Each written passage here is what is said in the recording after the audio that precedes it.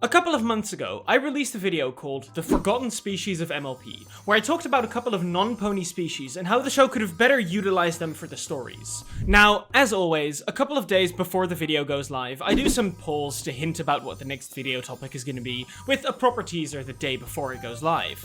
This time around, I showed every creature the video's thumbnail, and while no pony was exactly right, I did see a couple of comments like this.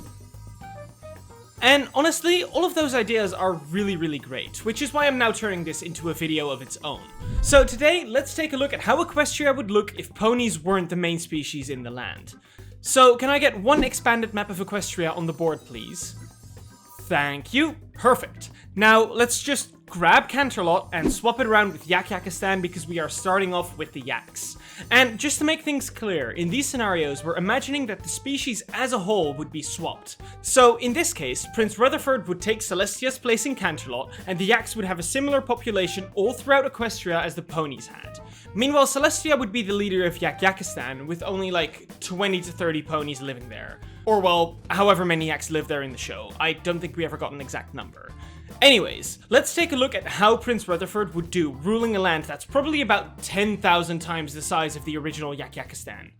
And honestly, probably just as bad as he did in his small town. The only reason Rutherford seems to be the leader is because he's the biggest, strongest, and most well-respected in the village. But as we see during the episode Not Asking for Trouble, Rutherford is barely able to keep his own village in check when he makes a bad decision. So I'm not sure if that would be any better if those decisions impacted an entire kingdom. When he rules the village, he seems to be a very hooves-on leader, taking part in all the building, smashing, and whatever else Yaks do. But when ruling an entire kingdom, that's just not going to be possible, at least not as much. And because of that, I personally think that Rutherford doesn't have what it takes to rule Equestria as a whole. But obviously he would be too stubborn to admit that he'd be in the wrong. So I can only assume that over time, the Yaks of Equestria would reject his authority and just go back to a system of self-governing small towns, probably of a similar size as Yakistan is in the original show. And that is already thinking quite optimistically, because I can also imagine that when the leadership inevitably falls apart, total anarchy would break out instead. And as much as I'd be down to watch the Great Yak War unfold, I doubt there'd be much left of the land itself after years of constant smashing-induced earthquakes. One of the other species I wrote down to potentially talk about during this video were the buffalo. And looking at the scene we just described with the Yaks, I think the buffalo wouldn't be very different, honestly. They also wouldn't be able to rule a land as big as Equestria from a single place. But where Rutherford would be too stubborn to admit that, I think the buffalo would realize almost right away and just go back to their more simple way of living. Then, let's grab another map, and this time, instead of Canterlot and Yakistan, let's swap it with Mount Eris instead. Out of all the species in the show, I think the hippogriffs are pretty high up there for how well I think they would rule a land as big as Equestria. However, this is where we run into an interesting scenario. In this alternate world, did the Storm King ever attack? And if he did the ponies decide to hide underwater instead while the hippogriffs fought back? Or did they just hide again and let the ponies deal with it like we actually see in the show? It's honestly hard to tell, because in the actual show, it seems like there's only a couple hundred hippogriffs at most living around Mount Eris, so them fleeing underwater might have just been a move out of desperation instead of being cowardly.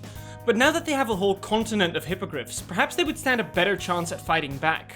However, for the sake of this video, I think it's more interesting if we assume that when the Storm King attacks, the hippogriffs would go into hiding once again, and the ponies would have to come to the rescue. Mostly because, logistically, it would be an absolute nightmare.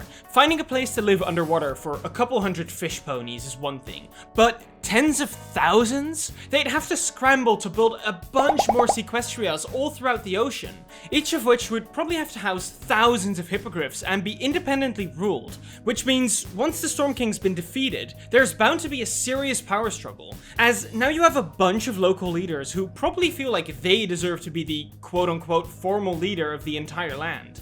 While I don't think this would result in anything nearly as destructive as would happen with the Yaks, for the next several years, if not decades after the invasion, there would be some serious tension between these separate groups. Not to mention what would happen if half the population just suddenly moved back on land. Mount Eris and Equestria, as we see in the movie, are likely relatively easy to maintain with only half the population there, especially since you can just drop in the water and fly out of it at any time to help out. But here, what happens if you don't live in a coastal city? Ponyville, Canterlot, and Appaloosa are nowhere near the water, for example. That'll be a serious struggle to overcome. Long story short, I think before the Storm King attacks, the Hippogriffs would do extremely well in Equestria, but afterwards it would be seriously difficult to balance their on-land and in-water ways of living so neither becomes impossible. Now, all of that went a little more in-depth than I originally expected, so let's do a little more of a silly one after. This time around, we'll change Canterlot with the Dragonlands on the map. And why is that silly, you might ask? Well, because the dragons wouldn't care in the slightest about what the land looks like. They have their dragon lord, he or she gets the biggest mountain, which would probably be Canterlot, and then every other dragon just does whatever they want. After all, the dragon lord can seemingly summon every dragon on the continent and beyond to them if they so please. Just like we see in the season 6 episode, Gauntlet of Fire. So I imagine not too long after the dragons move in, the entire land would just be completely torched, turning it into a complete wasteland. And with that, I think their main struggle would probably come with reproducing. Later on in the show, we learn that their eggs need to be constantly warmed by lava. And last time I checked, a volcano can't just appear out of nowhere. So for that, they would probably have to migrate to the Dragonlands and back every year, because even though we just swapped around Canterlot and the Dragonlands on this map, the real geography of the world would not change in these situations. Actually, hold on, just imagine this. At some point during the year, all of the dragons and their partners would start flying to the Dragonlands, but in doing so, they leave behind all the guys who are, as the fair folk would say, absolutely maidenless. I honestly find it really funny that, so far, the dragons of all species have been the only ones that didn't struggle with the diplomacy of suddenly living in Equestria, but instead with their reproduction. And honestly, I highly doubt that the ponies would end up surviving in this scenario. Living in scorched, lava-covered lands would be tough enough as is, but then also having a whole flock of extremely eager dragons invading your land every year, let's just say it definitely doesn't increase their odds of survival. And, you know, while we're already looking towards the eastern side of Equestria, let's also cover the Griffins. While Grandpa Gruff might be able to keep Griffinstone under his control, I doubt he'd be able to manage ruling an entire kingdom. Then again, the Griffins we see during the show are anything but respectful. As soon as they realize he's unfit to be a leader, they would dethrone him before you could say buckball. After that, I honestly think the Griffins would do quite alright living in Equestria. However, I would worry a little bit about how greedy they are, you know? Like, by having a single Griffin in power, he or she is able to completely influence the flow of bits throughout the entire land, and that combined with even the slightest bit of greed would likely eventually lead to stuff like increasing the taxes of the regular residents to fill their own pockets, and then distributing that wealth and influence among a small group of like-minded other Griffins, while every Griff else slowly loses say in anything related to their own finances, and just has to trust the system, even though said system was specifically designed to screw them over in favor of protecting those who are already at the top. So much so that over time this dystopian version of the world would just become so normalized that no creature would even question it, and instead just accept it as being reality. Then again, who am I as a flight instructor to say anything about this, you know? Even though this all feels vaguely familiar for some reason. Alright, enough of that. Let's wrap this up with the one species I think would do the best at ruling Equestria. That one being none other than the Kirin.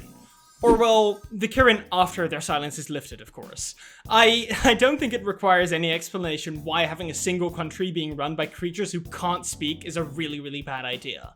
After the silence, though, seems reasonable enough. I think Rainshine, the Kirin leader, would definitely need some assistance to avoid her overreacting. After all, we wouldn't want another silence to happen like before. But beyond that, she seems capable enough to rule the land, and most importantly, to learn from her previous mistake.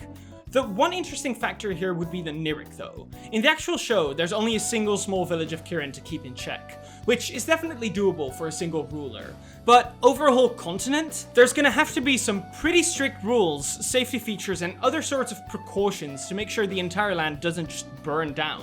Though, that might also just have the exact opposite effect. Like, think of groups of Kirin that are against having their Nirik farms restricted, or maybe even outright banned, which they would likely protest, either through purposefully breaking the laws, holding public gatherings or protests, or Yeah, wait, no, I'm literally just describing a Neric gang. Which is a really cool idea if I gotta be honest. But also, on the other side of this, I think out of all the options we've had so far, having the ponies live at the peaks of peril would probably be the best. They're secluded from the rest of the world, living peacefully on their own, and there's a much lower chance of them accidentally burning the forest down, because, you know, no Nerics. And with that, we've come to the end of this video. Out of all of these different scenarios, I think the Kieran one would probably be the most enjoyable for all the ponies. Although, I think the situation with the hippogriffs would probably make for the overall most interesting story. Like, I could genuinely see that one being turned into a show of its own.